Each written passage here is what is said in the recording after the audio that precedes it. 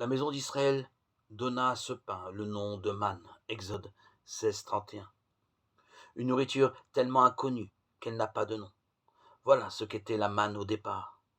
Car le mot manne n'est pas un substantif. C'est un pronom interrogatif. Man où? Littéralement, quoi ça? S'est-on écrit un beau matin en voyant une couche blanche qui ressemblait à du givre à la surface du sol, tout autour du camp. Exode 16:15. Et Moïse a répondu, c'est la nourriture que le Seigneur vous donne à manger. Il ne savait pas non plus ce que c'était, mais il faisait confiance à la promesse de Dieu. La veille, il avait affronté une véritable révolte populaire motivée par la faim qui tenaillait tout le monde.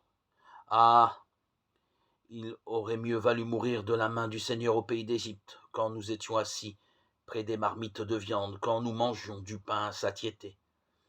Vous nous avez fait sortir dans ce désert pour faire mourir de faim tout ce peuple assemblé. Exode 16:3.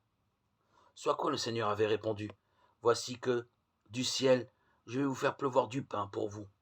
Le peuple sortira pour recueillir chaque jour sa ration quotidienne. Ainsi, je vais le mettre à l'épreuve. Je verrai s'il marchera ou non selon ma loi. Mais le 6e jour, quand ils feront le compte de leur récolte, ils trouveront le double de la ration quotidienne. Exode 16:4-5.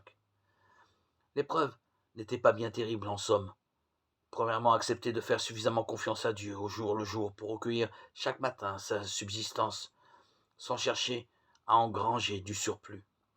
Deuxièmement, se décider à faire du Shabbat un vrai jour de repos consacré à Dieu, sans s'occuper des choses matérielles, puisque la nourriture avait été récoltée au double le vendredi.